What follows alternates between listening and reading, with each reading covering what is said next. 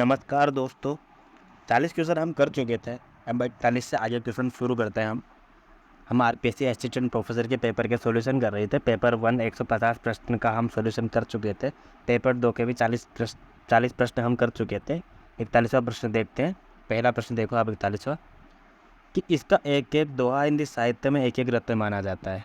शुक्ल जी का यह कथन किस रचना के संदर्भ में कहा गया है? देखो ये संदर्भ जो दो रचनाओं के संदर्भ में कहा है, तो बिहारी सतसाई के संदर्भ में भी ये पंक्तियाँ कही है। चंद्रशेखर की एक रचना है हमीर हट, उसके लिए भी ये पंक्तियाँ कही गई है, लेकिन हमीर हट यहाँ ऑप्शन में नहीं है, तो बिहारी सतसाई यहाँ पे सही उत्तर होगा। 42वां प्रश्न देखिए, कि किसी भी कवि की कल्पना की समाहार शक्ति के साथ साथ भाषा की समाज शक्ति जितनी भी अधिक होगी उतनी ही वो मुक्ति की रचना में सफल होगा।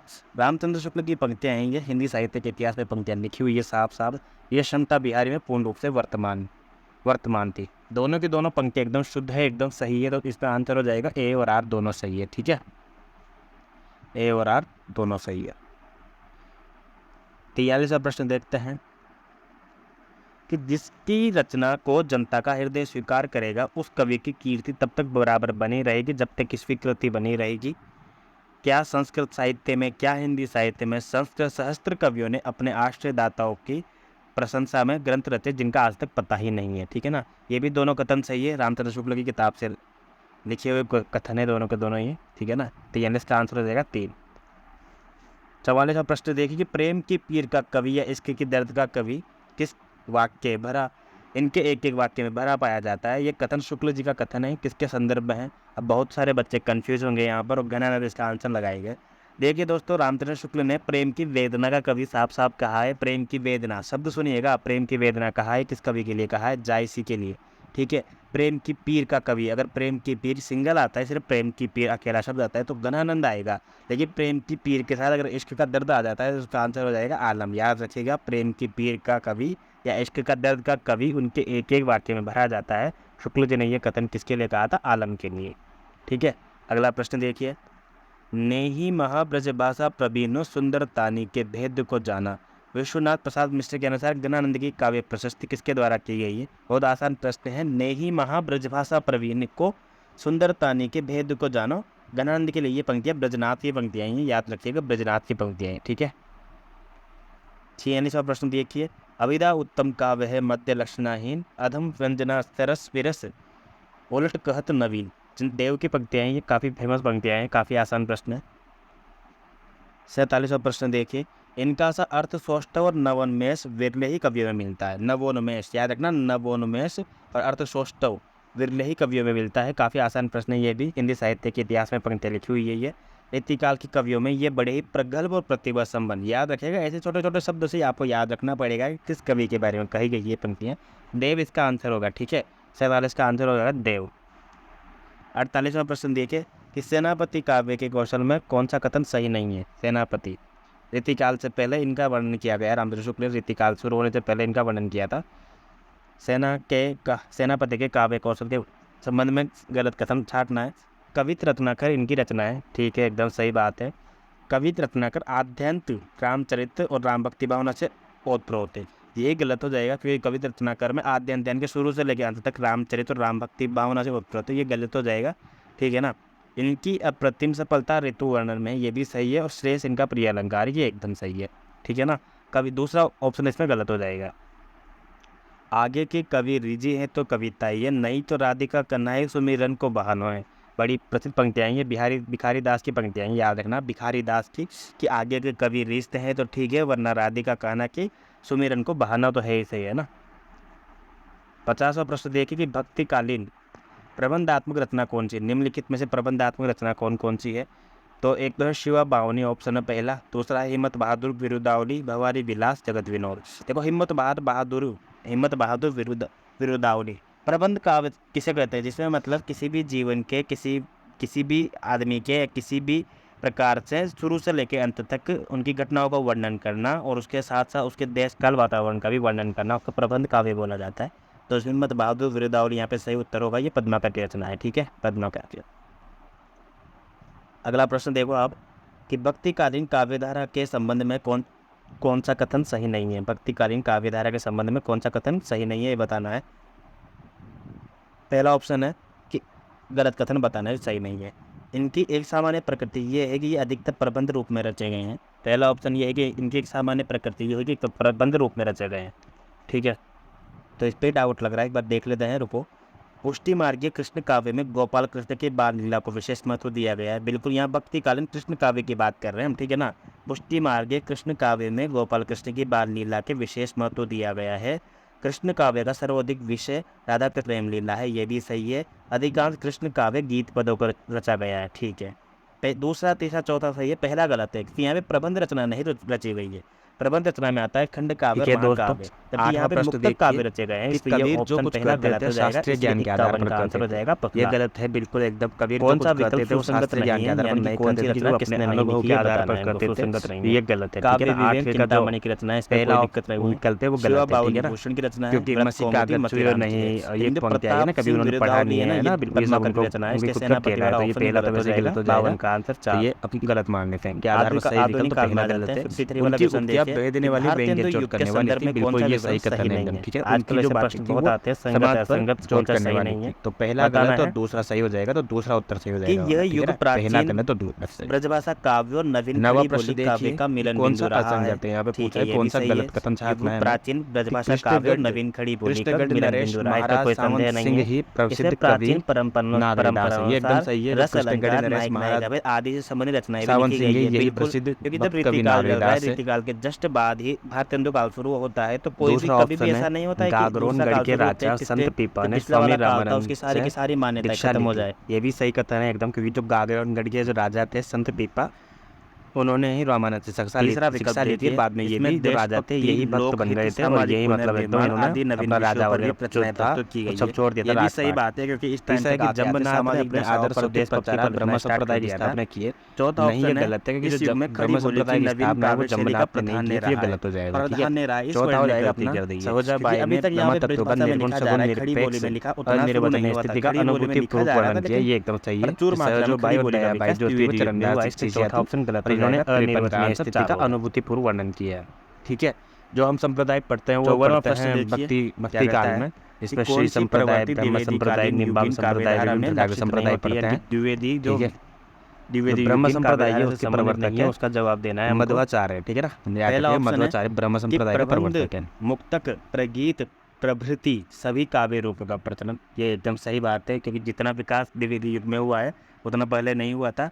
हास्य व्यंग्यपूर्ण कविता की प्रचुरता, वह इसको होल्ड करते हैं दूसरे ऑप्शन को। काव्य भाषा के रूप में खड़ी बोली का अधिकाधिक प्रयोग एकदम सही है। और आदर्शवादिता और नैतिकता पर बल, ये भी ऑप्शन एकदम बिल्कुल सही है। हास्य व्यंग्यपूर्ण कविता की प्रचुरता, ये प्रचुरता नहीं मिलता है, लेकिन बहुत कम मात्रा में मिलता है, क्योंकि महावीर प्रसाद द्विवेदी एकदम सख्त खिलाफ थे इस चीज़ के। और आपको पता है जो द्विवेदी युग है वो महावीर प्रसाद द्विवेदी के नाम पर ही रखा गया है। 54 का आंसर 2 हो जाएगा। 55 का आंसर देखिए कि मैथिली शरण गुप्त के कृतित्व के विषय में कौन सा कथन सही नहीं है। गलत कथन बताना है कि उर्मिला उत्ताप रचना ही रामकथा के रूप में परिवर्तित होकर साकेत के रूप में प्रकाशित हुई है। इसको याद होना चाहिए, साकेत इनका एक महाकाव्य है जो उर्मिला के पर रचित है। उर्मिला, यशोधरा, विष्णुप्रिया आदि इनकी अपूर्व चरित्र सृष्टियाँ हैं। बिल्कुल, इससे पहले इस पर बहुत कम लिखा गया था, लिखा ही नहीं गया था, तो मैथिली शरण गुप्त ने उपेक्षिताओं पर लिखा था। ये भारत भारती में आद्यंत भाष का गौरवगान वर्णित थी, यही गलत हो जाएगा। आद्यंत का मतलब हो गया शुरू से लेके अंत तक, ऐसा नहीं है। भारत भारती में विभिन्न पार्ट डिवाइड है, पहले अतीत, फिर उसके बाद भविष्य और इस प्रकार से वर्तमान, 3 अलग अलग पार्ट में डिवाइड है भारत भारती। तो आद्यंत भाष का गौरवगान इसमें वर्णित नहीं है। चौथा ऑप्शन एकदम सही है, पंचवटी का कथन है सूर्य का प्रसंग पर आधारित है। 55 का आंसर 3 हो जाएगा। 56वां देखिए कि छायावाद स्थूल के प्रति सूक्ष्म विद्रोह है। डॉक्टर नगेंद्र की पंक्तियाँ, ये काफ़ी बार एग्जाम में आई हुई है। स्थूल के प्रति सूक्ष्म का विद्रोह, ठीक है ना, याद रखिएगा, स्थूल के प्रति सूक्ष्म का विद्रोह, डॉक्टर नगेंद्र इसका आंसर रहेगा। हिंदी में रीति का प्रयोग साधारणतः लक्षण ग्रंथ के लिए होता है। जिन ग्रंथों के काव्य के विभिन्न अंगों का लक्षण उदाहरण सहित विवेचन होता है उन्हें रीति ग्रंथ कहते हैं। यह कथन किसका है? ये बहुत आसान नहीं है, इसका आंसर होगा नगेंद्र, ठीक है ना, क्योंकि जो रीति काव्य की भूमिका थी और जो हिंदी का वृहत इतिहास लिखा था उसमें जो रीति काल से संबंधित जो ग्रंथ लिखा था वो नगेंद्र ने लिखा था। उसके संपादक मतलब उसके लेखक जो थे वो नगेंद्र थे। 57 का आंसर 2 हो जाएगा। 58वां प्रश्न देखिए, रीति काल को श्रृंगार काल का किसने नाम दिया था? विश्वनाथ प्रसाद मिश्र ने नाम दिया था। आसान प्रश्न है। 59वां देखिए, दुख सबको मांझता है, आसान पंक्तियाँ, अंकित की पंक्तियाँ हैं, ठीक है ना। दुख सबको मांझता है, अंकित की पंक्तियाँ हैं। 60वां प्रश्न देखिए आप कि वियोगी होगा पहला कवि, आहा से उपजा होगा गान। पंत की पंक्तियाँ हैं, पहले में 4 होगा, एम ए 4 पहले में और तीसरे में है। दूसरा ऑप्शन पढ़ेंगे हम कि प्रकृति से यौवन का श्रृंगार, करेंगे कभी न बासी फूल। ये भी प्रसाद की पंक्तियाँ हैं ये, ठीक है ना। कब कभी कुछ ऐसी तान सुनाओ, मन में उथल पुथल मच जाए। बालकृष्ण शर्मा नवीन की पंक्तियाँ हैं। और धन्य में पिता निरर्थक, कुछ तेरे हित न कर सका, तुमको बताया। सरोज स्मृति की पंक्तियाँ ये, निराला की पंक्तियाँ हैं, ठीक है ना। तो यानी कि द में 1 हो जाएगा, द में 1, ए में 4, तो तीसरा आंसर हो जाएगा, ठीक है ना, 60 का तीसरा। 61वां प्रश्न देखिए, निराला की जो काव्य कृतियाँ थी उनमें कौन सा कथन सही नहीं है, ठीक है, बताते हैं कौन सा कथन सही नहीं है। कि अनामिका में संग्रहित अधिकांश रचनाएं उत्कृष्ट भाव वर्णन तथा कलात्मक प्रौढ़ता की द्योतक है। ये कथन एकदम सही है, इसमें कोई डाउट नहीं है। सरोज स्मृति हिंदी का सर्वश्रेष्ठ शोक गीत है, ये भी एकदम सही कथन है। राम की शक्ति पूजा में कवि का पौरुष और ओज चरमोत्कर्ष के साथ अभिव्यक्त हुआ, ये भी एकदम सही कथन है। तुलसीदास में चिंतन की अपेक्षा कथा विस्तार अधिक है, ये गलत है। क्योंकि तुलसीदास जो है ना, काव्य जिन्होंने लिखा था 1942 में, इसमें 1938 में लिखा था। चिंतन की अपेक्षा कथा विस्तार पर ध्यान नहीं दिया था इन्होंने, कथा विस्तार तो कम था और चिंतन पर अधिक ध्यान दिया था, इसलिए गलत हो जाएगा, ठीक है ना। चिंतन की अपेक्षा कथा विस्तार पर ध्यान अधिक था, ये गलत हो जाएगा, क्योंकि चिंतन पर ज़्यादा ध्यान दिया था। 62 देखिए, यदि श्रद्धा और मनो अर्थात मनन के सहयोग से मानवता का विकास रोक पाएगा तो भी बढ़ाई भाव में श्लाघ्य, देखो शब्द आ रहा है श्लाघ्य, इससे पता लग जाना चाहिए कि ये पंक्तियाँ किसकी है। ये खुद जयशंकर प्रसाद की रचना है कामायनी के संदर्भ में, ठीक है ना, जयशंकर प्रसाद। जब वेदना के आधार पर स्वानुभूतिमय अभिव्यक्ति होने लगी तब हिंदी में उसे छायावाद नाम से अभिहित किया गया। छायावाद की ये परिभाषा किसी थी? जयशंकर प्रसाद की पंक्तियाँ हैं कि जब वेदना के आधार पर स्वानुभूतिमय अभिव्यक्ति होने लगी तब हिंदी में उसे छायावाद के नाम से अभिहित किया गया। ये पंक्तियाँ भी जयशंकर प्रसाद की है।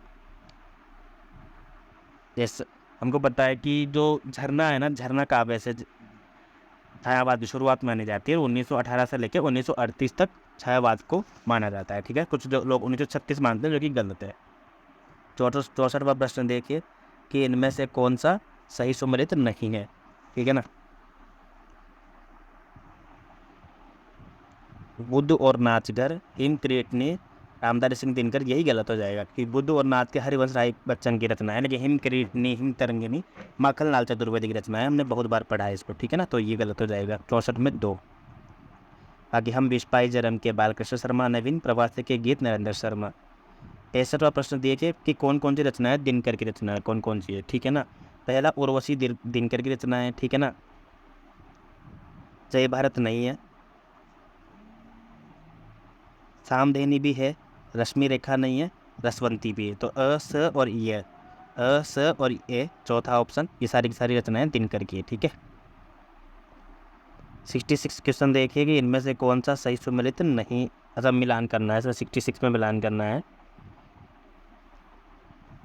पहला ऑप्शन होगा वैदेही वनवास। वैदेही वनवास हमको पता ही है, अयोध्या सिंह उपाध्याय की रचना है। दूसरा ऑप्शन है पथिक मिलन स्वप्न, ये सारी की सारी रचना है रामनरेश त्रिपाठी की है। वैदेही वनवास अयोध्या सिंह उपाध्याय की है। ध्रुवा पार किसी रचना है ये, मैत्री शरण गुप्त की। और राष्ट्रीय वीणा ये किसी रचना है ये, गया प्रसाद शुक्ल स्नेह की राष्ट्रीय वीणा। का सही उत्तर हो जाएगा पहला, ठीक है ना, 66वें का पहला। 67वां देखिए, संशय के एक रात में राम के मन का संशय चित्रित है, ये भी एकदम सही है। यहाँ पे गलत कथन छांटना है, कौन सा विकल्प सही नहीं है। तो पहला है कि संशय की एक रात में राम का मन के संशय चित्रित है, एकदम सही है। उर्वशी का दर्शन पक्ष, प्रेम और ईश्वर चैव और आत्मधरातन का मिलान, ये भी एकदम सही कथन है। उर्वशी जो रामधारी सिंह दिनकर की रचना है, जिनको बाद में ज्ञानपीठ पुरस्कार मिला है। कुरुक्षेत्र में गांधीवादी अहिंसा का समर्थन क्यों मिलता है, यही गलत है। क्योंकि सबको लगता है कि कुरुक्षेत्र में युद्ध को रोकने की बात की गई है, ऐसा नहीं है। कुरुक्षेत्र में गांधीवादी अहिंसा का समर्थन बिल्कुल नहीं मिलता है, अभी कुरुक्षेत्र में हिंसा का समर्थन मिलता है कि अगर जब दुश्मन आपके घर में घुस जाए तो आपको हिंसा करनी पड़े तो कर सकते हो, ठीक है। तो इसलिए तीसरा ऑप्शन गलत हो जाएगा, क्योंकि इन्होंने गांधीवादी अहिंसा का समर्थन किया है, ये ऑप्शन दिया है, जो भी गलत है, इसलिए हमारा सही उत्तर तीसरा हो जाएगा। चौथा ऑप्शन कहता है कि लोकायतन में स्वाधीनता पूर्व से लेकर उत्तर स्वप्न तक का विशाल भारतीय परिवेश चित्रित है, ये एकदम सही ऑप्शन है। ठीक है, 67वां। 68वां प्रश्न देखिए, प्रगतिवाद सामाजिक यथार्थवाद के नाम पर चलाया गया एक सामाजिक आंदोलन है। ये गलत हो जाएगा, क्योंकि प्रगतिवाद सामाजिक यथार्थवाद के नाम पर चलाया गया एक आंदोलन, सामाजिक आंदोलन नहीं था। ठीक है ना, ये गलत हो जाएगा। वर्ग संघर्ष के साम्यवादी विचारधारा और संदर्भ में नए मानव, नए हीरो की कल्पना इसका उद्देश्य था। बिल्कुल, प्रगतिवाद इसे मार्क्सवादी विचारधारा भी बोलते हैं। दूसरा ऑप्शन सही है, ए गलत और बी सही। 69 वाला क्वेश्चन देखिए, 69 क्या कहता है कि शिव मंगल सिंह सुमन प्रमुख प्रगतिशील कवि हैं। एकदम सही बात है, यहाँ पे भी जो गलत है उसका चयन करना है हमको। प्रगतिशील कविता में पूंजीवाद तथा पूंजीपतियों के प्रति प्रबल आक्रोश है। बिल्कुल, इसे मार्क्सवादी कविता ही बोला जाता है। इसलिए वर्ग संघर्ष को प्रगतिशील कवियों ने हानिकारक बताया, नहीं बताया है। बिल्कुल, वर्ग संघर्ष बहुत जरूरी बताया प्रगतिशील कवियों ने। प्रगतिशील जो कवि है वो मार्क्सवादी कवि भी कहे जाते हैं उनको। 1938 से लेकर 1943 तक इनका समय माना जाता है। सर्वहारा के प्रति प्रगतिशील कवियों की सहानुभूति है, ये एकदम सही कथन है। तो 69 में हमारा आंसर हो जाएगा तीसरा, क्योंकि ये गलत कथन है। 70वां प्रश्न देखिए क्या कहता है, अज्ञेय की काव्य रचनाओं के संबंध में कौन सा कथन सही नहीं है। अज्ञेय की काव्य रचनाओं के बारे में कौन सा कथन सही नहीं, उसका चयन करना है। कि इन्होंने छायावादी कविताओं से अपनी काव्य यात्रा प्रारंभ की, एकदम सही कथन है, इसमें कोई डाउट नहीं होना चाहिए। क्योंकि जब अगेन स्टार्ट की थी तब उन्होंने चिंता, भग्न दूत रचनाएं थी, उस टाइम पे छायावाद का समय चल रहा था। तो पहला ऑप्शन एकदम सही है। तार सप्तक द्वारा इनकी नई काव्य यात्रा प्रारंभ होती है, एकदम सही बात है। प्रयोगवादी धारा के कवियों में उनका स्वर सबसे अधिक वैविध्यपूर्ण है, इसमें भी कोई डाउट नहीं है। संवेदनाएं सर्वत्र उनकी बौद्धिकता को नियंत्रित करती थी, गलत हो जाएगा, थोड़ा उल्टा है ये। संवेदनाएं सर्वत्र उनकी बौद्धिकता को नियंत्रित नहीं करती थी, बल्कि वो इन पर कंट्रोल करते थे। ठीक है ना, तो 70 का आंसर 4 हो जाएगा, थोड़ा उल्टी बात कही गई है उसमें।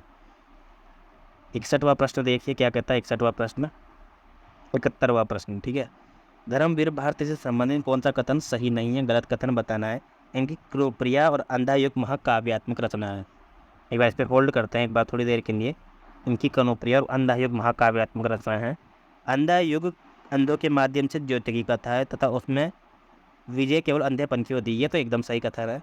कनोप्रिया में राधा कृष्ण के प्रेम की तन्मयता का प्रश्न अनुकूलता के साथ मनोहर संयोग मिलता है, ये भी सही कथन है। ये आधुनिक संवेदनाएं कवि है, ये भी एकदम सही है। देखो, पहला ऑप्शन इस पर गलत इसलिए है क्योंकि जो कनोप्रिया और अंधा युग है ना, ये महाकाव्यात्मक रचना नहीं है, ये गीति नाट्य है एक्चुअली, जिसमें अंधा युग तो गीति नाट्य की संज्ञा दी गई। ये तो वैसे ही गलत हो जाएगा। ठीक है ना, तो 71 का पहला आंसर होगा। 72वां क्वेश्चन देखिए कि जीवन में नई कविता की कौन सी प्रवृत्ति नहीं है। ठीक है ना, जीवन में नई कविता की कौन सी प्रवृत्ति नहीं है। जीवन के प्रति आस्था, ये एकदम सही है, नई कविता जीवन के प्रति आस्था रखती है। अनुभूति की सच्चा और बुद्धिमूलक यथार्थवादी दृष्टि, ये भी सही है, यथार्थवादी दृष्टि होती है इनकी। जीवन मूल्यों का पुनर्परीक्षण, क्योंकि ये अनुभूति की सच्चाई, मतलब ये खुद अनुभूत करते हैं एक प्रकार से। बुद्धि मतलब खुद के अनुसार दिमाग लगा के चीज़ों को मानते हैं, नई कविता की खासियत है। और जीवन मूल्यों का पुनर्परीक्षण है, ये भी एकदम सही कथन है। चौथा देखिए कि व्यक्ति चित्रण वर्गीय चेतना के दायरे में, ये गलत है। कि जो व्यक्ति चित्रण है ना, वर्गीय चेतना के दायरे में नहीं है, बल्कि व्यापक स्तर पर इन्होंने व्यक्ति चित्रण किया गया है। ये मतलब घुटन से बाहर निकल कर इन्होंने अपना व्यक्तित्व चित्रण किया है। ठीक है, 72 का आंसर 4 हो जाएगा। 73वां क्वेश्चन देखिए, तीसरे सप्तक के कवि कौन कौन है। इसमें तीसरे सप्तक के जो कवि हैं उनका चयन करना है। तो पहला ऑप्शन है मदन बादशाह, तो है। ठीक है ना, स्वदेश भारती नहीं है, ये चौथे सप्तक के हैं। कुंवर नारायण भी है। ठीक है ना, कीर्ति चौधरी भी है। ठीक है ना, कीर्ति चौधरी भी है। तो अ स ए यहाँ पे सही उत्तर हो जाएगा, अ स य। ठीक है, शकुंत माथुर जो है वो दूसरे सप्तक के कवि हैं आई थिंक, है ना। शमशेर बहान बहादुर, इस टाइप से ये दूसरे सप्तक के कवि। ठीक है, 73 का आंसर हो जाएगा 4। 74वां प्रश्न देखिए आप। एक बार शकुंत माथुर किस सप्तक के कवि, एक बार आप मुझे कमेंट सेक्शन पर लिख के बताइए। ठीक है, 74वां ऑप्शन देखिए क्या कहता है। 74वां क्वेश्चन कि काल तुझसे होड़ है मेरू, पंक्ति किसकी है, ये कविता है, ये रचना है शमशेर बहादुर सिंह की। ठीक है, ब्रह्मा राक्षस, अंधेरे में, ठीक है, भूल गलती, ये हमको पता है, गजानन माधव भुक्ति वो की कविता है ये। युग की गंगा केदारनाथ अग्रवाल, और बादल को गिरते देखा है नागार्जुन। तो सही उत्तर हो जाएगा हमारा पहला। ठीक है, 2143। 74 का आंसर 1। 75वां क्वेश्चन देखिए कि नई कविता की प्रवृत्तियों में शामिल नहीं है। ये पहले भी क्वेश्चन आया हुआ है, फिर से रिपीट हुआ है ये। ठीक है ना, तो इसमें व्यक्ति चित्रण वर्गीय चेतना के दायरे में किया जाता है, यही गलत हो जाएगा भी। इसमें व्यक्ति चेतना वर्गीय चेतना के दायरे में नहीं किया जाता बल्कि व्यापक स्तर पर किया जाता है। 76वां प्रश्न देखिए आप, कौन सी रचना अशोक वाजपेयी की नहीं है? ठीक है ना, एक पतंग अनंत में, ठीक है, शहर अभी संभावना है, कहीं नहीं वहीं, ये तीनों की तीनों रचनाएं अशोक वाजपेयी की, लेकिन जो समय देवता है ये अशोक वाजपेयी की रचना नहीं है। 76 का आंसर हो जाएगा 200। माखनलाल चतुर्वेदी की कविताओं के संदर्भ में गलत कथन कौन सा है? ठीक है ना, पहला ऑप्शन है साहित्य देवता हिम तरंगिणी आदि इनकी काव्य कृतियाँ हैं, एकदम कोई डाउट नहीं है इसमें, साहित्य देवता और हिम तरंगिणी की काव्य कृतियाँ हैं।